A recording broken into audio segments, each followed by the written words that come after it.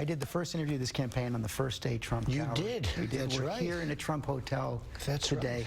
But what do you say to supporters of yours who think you shouldn't be taking time off the campaign trail from the battleground states? Well, I think it's so unfair because, you know, Hillary Clinton goes to see an Adele concert last night, and everybody says, oh, wasn't that nice? Isn't that wonderful?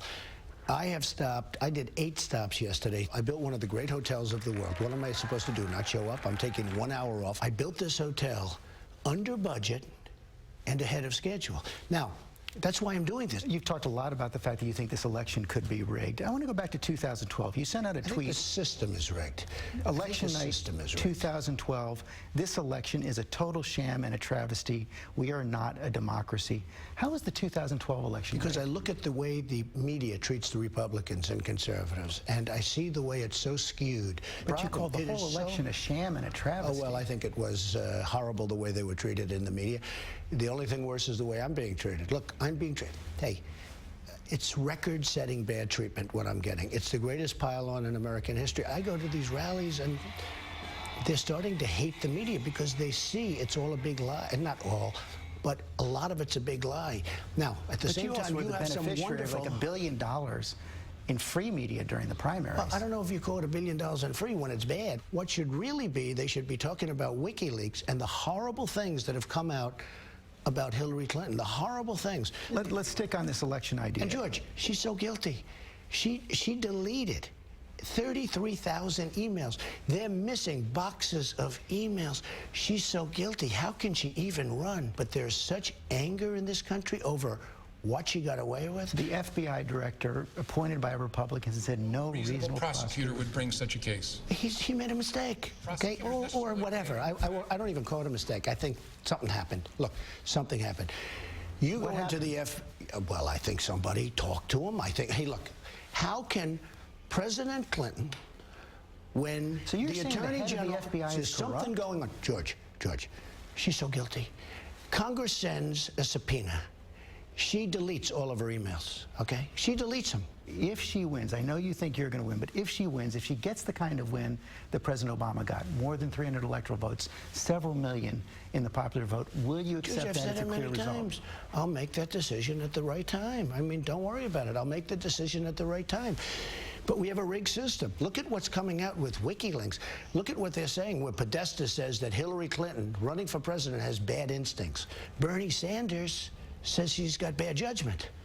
So if Podesta says bad instincts, Sanders says bad judgment, why are people even thinking about voting? All 17 U.S. intelligence agencies believe the Russians are behind that leak. Why don't you believe it? I don't know if they're behind it, and I think it's public relations, frankly. You know what does bother me? I have nothing to do with But you were even told that by the Republican head of the Homeland Security, Mike McCall. He said the same thing. I don't know what he said. He told you that he thought the Russians were behind it. Hacking is very interesting. Hacking is very hard to determine who did what, okay? You know that. People are hacking all over the place. Nobody knows. They don't know if it's Russia. They can't guarantee it's Russia, and it may be. Let's talk about Mosul. On Sunday, you sent out a tweet saying that the operation was a total disaster. The defense secretary's on the ground. He says they're making progress. He's encouraged by the progress. The former dean of the Army War College says this shows that Trump doesn't know a damn thing about military strategy. The Army War College, let me tell you, the element of surprise. I've been hearing about Mosul now for 3 months. We're going to attack, meaning Iraq's going to attack, but with us, okay? We're going to attack. Why do they have to talk about it? Don't talk about it. Element of surprise. One of the reasons they wanted Mosul, they wanted to get the ISIS leaders who they thought were in Mosul. Those people have all left. As soon as they heard they're going to be attacked, they left.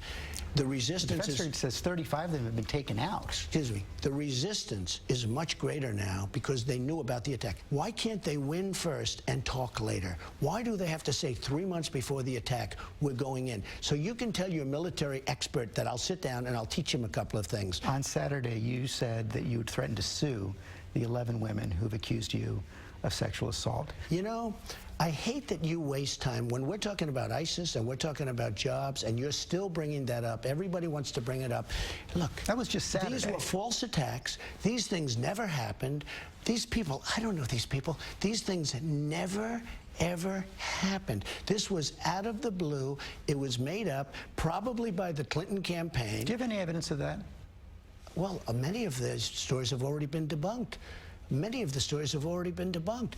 As you the People magazine story, they brought forward 6 witnesses. Why didn't she to write the corroborate story 12 years ago? She said she was afraid. Oh, she was afraid. Give me a break. She was afraid to write it. She would have gotten the Pulitzer Prize. Give me a break. So all these women, why didn't everyone they talked to are lying? They made up stories. You know why? Fame, or they wanted to help Clinton, or something. They made up stories. They came out after you denied the behavior. George, let's not waste any more time. These stories were fabricated. They're total lies. So you're going to go through with the lawsuit? We'll find out. Let's see what happens with the election. We're going to find out. When you look back over the sweep of this campaign, going back to last June, is there anything you regret? Oh, absolutely. I'd love to have done certain things over, but you can't. You can't. But that's true in life. I'd love to have done in life certain things over, I guess. And you would have too. Give me one. You would have loved not to have contributed to the Clinton Foundation, as an example. There are things that you wish you didn't do, okay? There are things I would have rather, you know, not happened. But George, all you can do is you put your head down and you have to go forward. Do you think you should have apologized to the Kahns or Judge Curio? I have great respect for the Kahn family. I have great respect for, I mean, the son is a great hero. But if I were president at that time, Captain Kahn would be alive today, George, because I wouldn't have been in Iraq. So if I were president, Captain Kahn's son would be... You did support it initially. Support the invasion. I never support... Look, let's get it straight. I was opposed to the war in Iraq. I was opposed to the war in Iraq.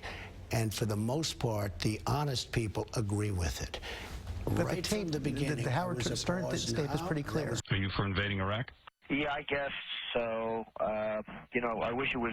I wish the first time it was done correctly. Way before the war started, and that was the first time I was ever even asked about Iraq, and I gave a very, like, I don't know, who knows. Had I been president, Captain Kahn would be alive today. We wouldn't have been in this horrible, horrible mistake of the war in Iraq. Final question. I heard backstage Colonel Dolan said that you said Hillary Clinton was a tough and talented lady. She said, if I win, we have to work together. I know you think you're going to win. If she wins, are you prepared to work with her? I just want to make that decision at a later date. I'm not saying I'm not or I am. Hopefully I won't have to make that decision. I really believe we're going to win.